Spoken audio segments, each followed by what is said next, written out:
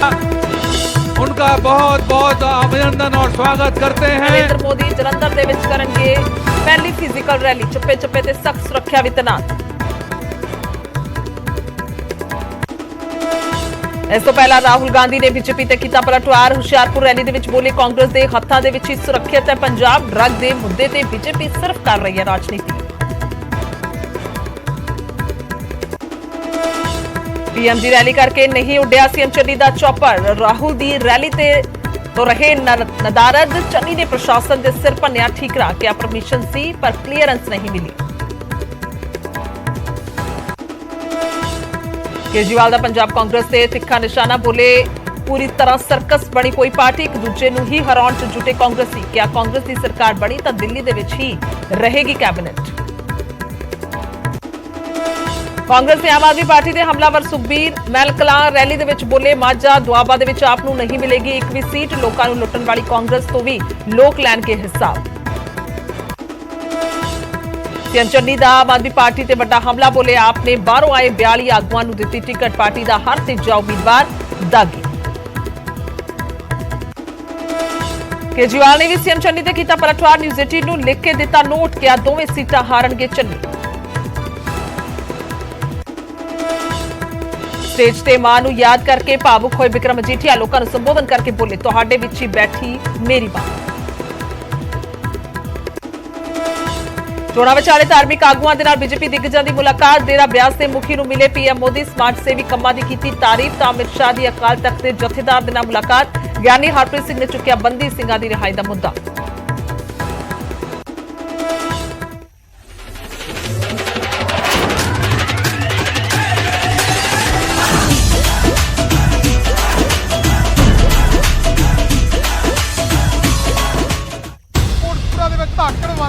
सियासत का केंद्र बनया आत्मनगर। अनहोनी घटना सीगी भाईवाल नहीं सी। सियासी दुश्मनी दी चरम सीमा क्यों। बेइज्जती दे नाम ते सियासत नहीं जानी। जंग दे मैदान च कौन मारेगा बाजी।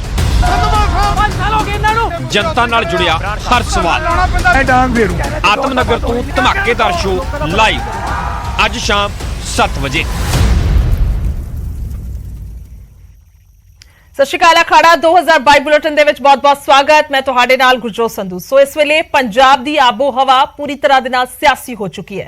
वड्डियां-वड्डियां रैलियां वड्डे-वड्डे रोड शो पंजाब दे विच वख-वख थाई नजर आ रहे ने ते खास तौर ते हालांकि सारियां सीटां ते नजर है पर हॉट सीटां ते ज्यादा सब दी नजर बनी हुई है। शुरुआत करदे सब तो पहला पीएम नरेंद्र मोदी तो थोड़ी देर दे विच जलंधर पहुंचणगे पीएम मोदी और पीएपी ग्राउंड दे विच रैली नूं संबोधन कीता जाएगा। पीएम दे दौरे नूं लैके दस्से कि सुरक्षा दे कड़े इंतजाम कर दिते गए ने। जलंधर दे विच चप्पे चप्पे ते सुरक्षा दे चाक चौबंद प्रबंध कीते गए ने। खास तौर ते सुरक्षा ते कड़ी नजर रखी गई है क्योंकि इस तो पहला जो रैली नूं संबोधन करन आए सन तां उस वेले वो रैली नहीं हो सकी। कई तरह के कारण बने ने और उस तो बाद हुण किसी भी तरह दे नाल सुरक्षा के लिहाज दे नाल पंजाब दे विच किसी तरह की भी चूक जिहड़ी है वो कोशिश रहेगी कि ना होवे। सो इस दे चलदे पूरे सुरक्षा के प्रबंध किए गए ने। सो पीएपी ग्राउंड दे विच रैली नूं संबोधन करना है। पीएम नरेंद्र मोदी होरां ने थोड़ी देर दे विच जलंधर पहुंचणगे। हालांकि बाकी पार्टियां दे भी दिग्गजां दी गल कीती जावे तां ओह भी पूरी तरह दे नाल पंजाब च ने। बीते दिन अमित शाह होरां दे वल्लों रैली नूं संबोधन कीता गया तां अज बीजेपी तो पीएम नरेंद्र मोदी खुद जिहड़े ने ओह पंजाब पहुंचे ने। इस तो इलावा प्रियंका गांधी बीते दिन पहुंचे सी तां अज राहुल गांधी खुद पहुंचे हुए ने। तां अरविंद केजरीवाल तां बीते दिन ही जिहड़े पंजाब दे विच पूरी तरह दे नाल पहुंच गए सी और हुण लगदा है कि अगले आउण वाले दिनां दे विच वक्-वक् हलकिਆਂ ਦੇ ਵਿੱਚੋਂ नजर आउणगे ਤੇ 20 तरीक ਨੂੰ ਵੋਟਾਂ ਪਾਉਣ ਤੋਂ ਬਾਅਦ ਹੀ ਉਹਨਾਂ ਦੇ ਵੱਲੋਂ ਦਿੱਲੀ ਵਾਪਸੀ ਹੋਏਗੀ। ਸੋ ਕੁੱਲ ਮਿਲਾ ਕੇ ਇਸ ਵੇਲੇ ਪੂਰੀ ਤਰ੍ਹਾਂ ਦੇ ਨਾਲ ਹਰ ਪਾਰਟੀ ਪੱਬਾ ਪਾ ਰਿਹਾ ਤੇ ਥੋੜੀ ਦੇਰ ਦੇ ਵਿੱਚ ਜਲੰਧਰ ਪਹੁੰਚਣ ਵਾਲੇ ਨੇ ਪੀਐਮ ਨਰਿੰਦਰ ਮੋਦੀ ਔਰ ਕਿਸ ਤਰ੍ਹਾਂ ਦੇ ਨਾਲ ਕੀ ਕੁਝ ਐਲਾਨ ਹੋਏਗਾ ਕਿ ਕੁਝ ਖਾਸ ਜਿਹੜਾ ਕੇਂਦਰ ਦੇ ਪੱਖੋਂ ਦੇਖੇ ਜਾਣਗੇ। ਇਸ ਤੇ ਵੀ ਜਿਹੜੀ ਕੜੀ ਨਜ਼ਰ ਹੈ ਉਹ ਬਣੀ ਹੋਈ ਹੈ ਕਿਉਂਕਿ ਮੰਗ ਵੀ ਜਿਹੜੀ ਹੈ ਉੱਠਦੀ ਨਜ਼ਰ ਆ ਰਹੀ ਹੈ।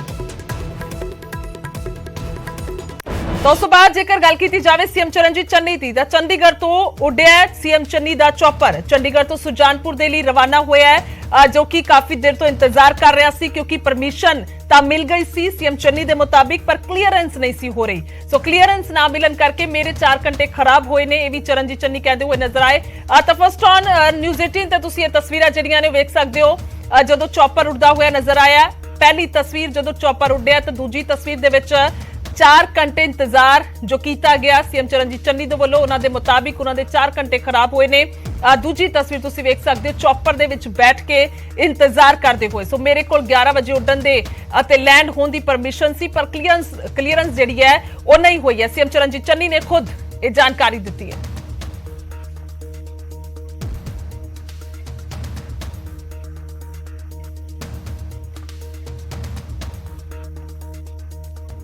तो दो तस्वीरां तुसीं वेख सकते हो, खास तौर पर जेकर गल की जाए चॉपर की देरी दे विच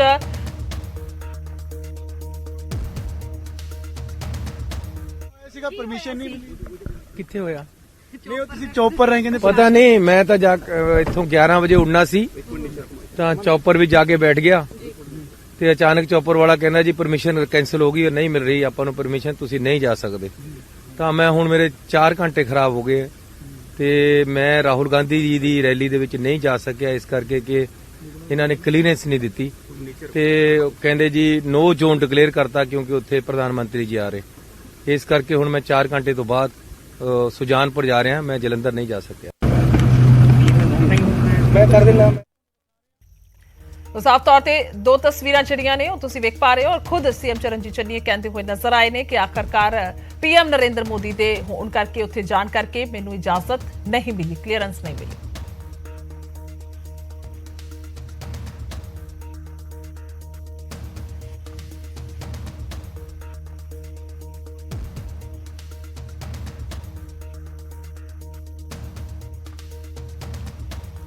सो अगे बढ़ते हैं और राहुल गांधी होरां दी गल करी जाएगी। सो हुशियारपुर दे विच राहुल गांधी ने हुंकार भरी है, कांग्रेस दे लई प्रचार कीता है और बीजेपी ते आप नूं निशाने ते लिया। सो दस्सिए कि राहुल ने जिथे सीएम चन्नी दी तस्वीरां तरीफां दे पुल बने ने तां उत्थे कुछ उखड़े चल रहे सिद्धू अते जाखड़ दे भी हाथ मिलवाउंदे हुए नजर आए ने। सो दस दईए कि इस तो पहला राहुल गांधी का दौरा उदों सी जदों सीएम फेस अनाउंस होना सी कांग्रेस का, तां उस तो बाद हुण अज राहुल गांधी पहुंचे हुए ने ते अज उस दिन दे नालों तस्वीर वक्री नजर आई है। राहुल की चोण हुंकार पहली तस्वीर तुसीं वेख सकते हो और दूसरी सिद्धू जाखड़ दे हाथ मिलवाउंदे हुए नजर आए ने। साफ तौर पर नजर आ रही है तस्वीर क्योंकि जाखड़ जिहड़े ने वो साबका प्रधान ने और नवजोत सिद्धू मौजूदा प्रधान ने और किहड़े हालातां दे विच प्रधानगी जाखड़ होरां दी गई ते किहड़े हालातां विच नवजोत सिद्धू नूं मिली ये सब जाणदे ने। किस तरह दे नाल स्टेज ते की कुछ भाषण होया सी जदों ताजपोशी भी हो रही सी नवजोत सिंह सिद्धू दी, तां राहुल गांधी बाखूबी जाणदे ने कि कुछ हालातां च उस वेले कांग्रेस निकल रही है। कुछ महीने पहले हमने आपको एक नए चीफ मिनिस्टर दिए, चन्नी जी,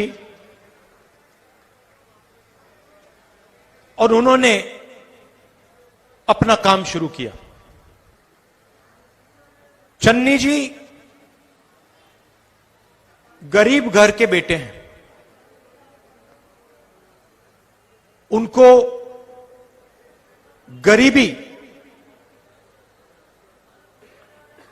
गहराई से वो गरीबी को समझते हैं और वो सरकार चलाएंगे तो अरबपतियों की सरकार नहीं चलाएंगे, पंजाब के गरीब लोगों की, किसानों की, मजदूरों की, छोटे व्यापारियों की, स्मॉल और मीडियम बिजनेस चलाने वालों की सरकार चलाएंगे। ए राजीव जी और राहुल गांधी जी की सोच है ਜਿਹੜੀ ਅਸੀਂ ਥੱਲੇ ਲਵਾਂਗੇ, ਹਰੇਕ ਸੁੱਖੇ ਦੀ ਬੱਸ ਨੂੰ ਜਾਮ ਕਰਾਂਗੇ। ਯਾਦ ਰੱਖਿਓ, ਸੁੱਖਾ ਗੱਪੀ ਇਹਦੀਆਂ ਬੱਸਾਂ ਨੂੰ ਠੱਲ ਪਾਵਾਂਗੇ ਔਰ ਇਹਦਾ ਜਿਹੜਾ ਸੁਖ ਵਿਲਾਸ ਹੋਟਲ ਹੈ ਉੱਥੇ ਰਾਜੀਵ ਗਾਂਧੀ ਜੀ ਦੇ ਨਾਮ ਤੇ ਸਕੂਲ ਪਾਵਾਂਗੇ। ਠੋਕ ਕੇ ਮਾਰੋ ਤਾੜੀ। ਅੱਜ ਮਹਿਲਾ ਦੀ ਗੱਲ ਕਰਦਾ ਹੈ, एक महिला हो केजरीवाल साहब, आपके कैबिनेट में राजनीति छोड़ दूंगा। एक पंजाबी हो, राजनीति छोड़ दूंगा। नंबर 2, आपका SYL के ऊपर स्टैंड क्या है ये बताइए। झूठ पे झूठ, झूठ पे झूठ, और अगर सच सामने लाना ही है तो आओ बहस करो। पंजाब का प्रधान हूं, जे नंगा करके चौराहे च न खड़ा करता थे, सिद्धू नाम न कहियो, छड़ दूंगा राजनीति। आपसे कभी कुछ मांगा नहीं है, आज मैं मांगता हूं और पहली बार मांगता हूं। मैंने वोट भी नहीं मांगे। पहले मैंने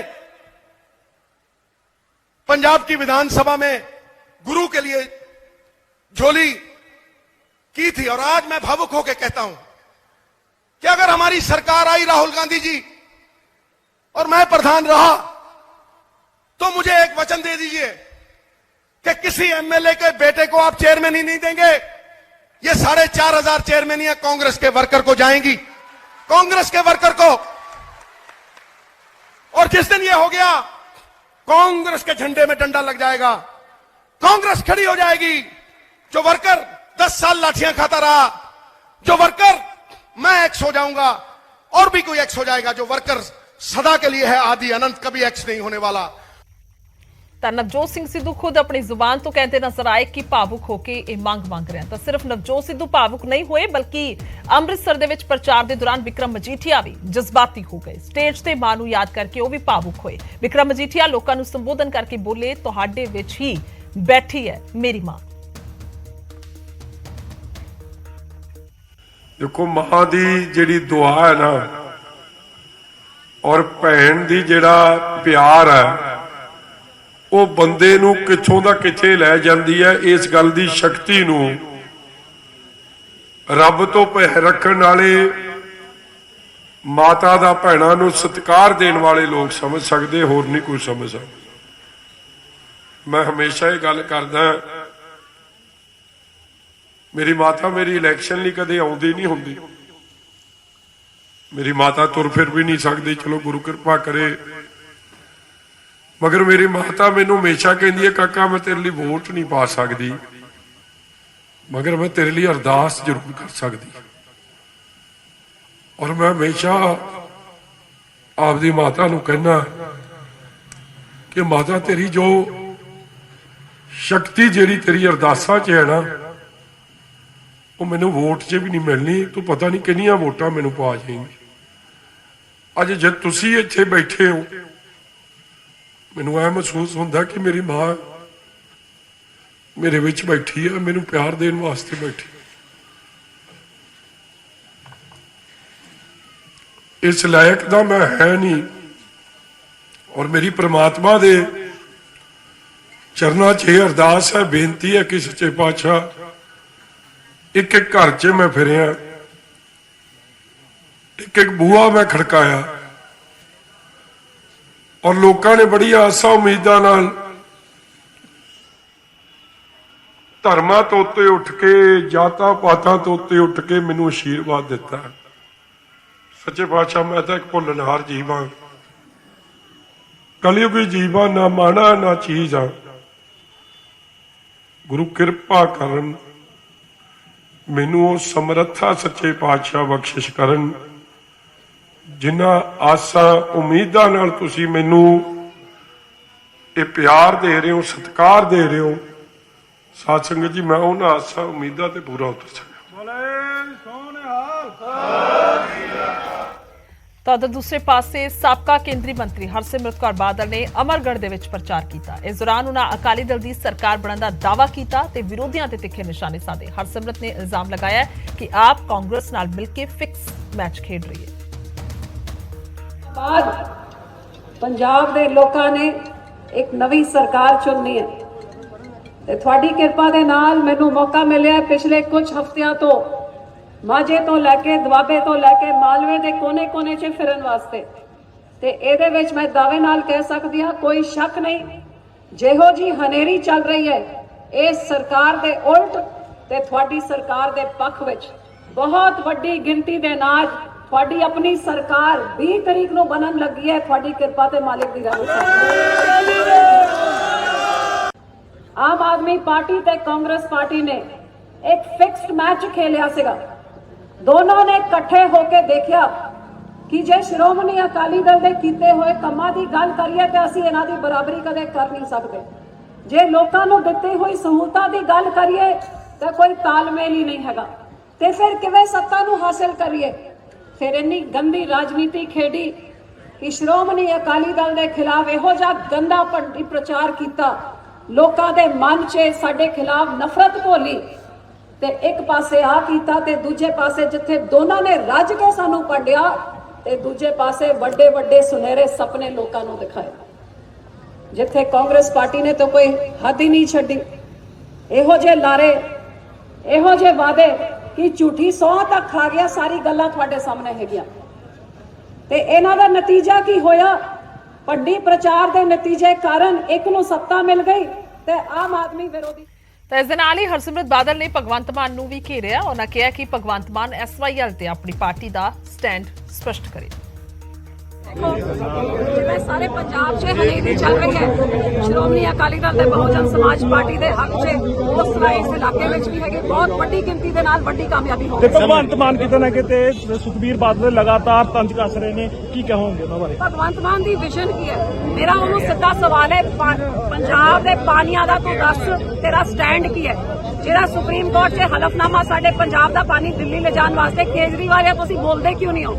ਦੱਸੋ, ਹਲਫਨਾਮਾ ਵਾਪਸ ਲਿੱਤਾ ਹੈ ਕਿ ਅਜੇ ਵੀ ਲੜਾਈ ਲੜ ਰਹੇ ਹੋ? ਅੱਗੇ ਹੀ 1.25 ਲੱਖ ਕਰੋੜ ਪਾਣੀ ਸਾਡਾ ਉੱਥੇ ਜਿਹੜਾ ਮੁਫਤ ਪਾਣੀ ਜਾਂਦਾ ਉਹ ਸਾਡਾ ਪੰਜਾਬ ਦਾ ਪਾਣੀ ਦਿੰਦੇ ਨੇ ਉੱਥੇ, ਉਹਦੀ ਗੱਲ ਇੱਥੇ ਸੁਣਾ ਕੇ ਹੋਰ ਪਾਣੀ ਲਿਜਾਣ ਦੇ ਮੌਕੇ 'ਚ ਤੁਸੀਂ ਬੈਠੇ ਹੋ। ਇਹੋ ਜਿਹੇ ਮੌਕਾ ਪ੍ਰਸਤਾਂ ਨੂੰ ਮੇਰਾ ਸਵਾਲ ਹੈ, ਸਾਡੇ ਥਰਮਲ ਬੰਦ ਕਰਨ ਦੀ ਲੜਾਈ ਤੁਸੀਂ ਲੜ ਰਹੇ ਹੋ, ਸਾਡੇ ਕਿਸਾਨਾਂ ਦੀ ਪਰਾਲੀ ਸਾੜਨ ਵਾਸਤੇ ਜਾਂ ਜੇਲ੍ਹ 'ਚ ਧੱਕਣ ਵਾਸਤੇ ਪਾਣੀ ਲਿਜਾਣ ਵਾਸਤੇ, ਇਹਨਾਂ ਮੁੱਦਿਆਂ 'ਚ ਬੋਲੋ। ਸੋ ਲਗਾਤਾਰ ਇਸੇ ਤਰ੍ਹਾਂ ਦੇ ਨਾਲ ਸਿਆਸੀ ਫਿਜ਼ਾ ਤੇ ਨਜ਼ਰ ਬਣੀ ਹੋਈ ਹੈ। ਇੱਕ ਛੋਟੇ ਜਿਹੇ ਬ੍ਰੇਕ ਦੇ ਲਈ ਰੁਕਦੇ ਹਾਂ।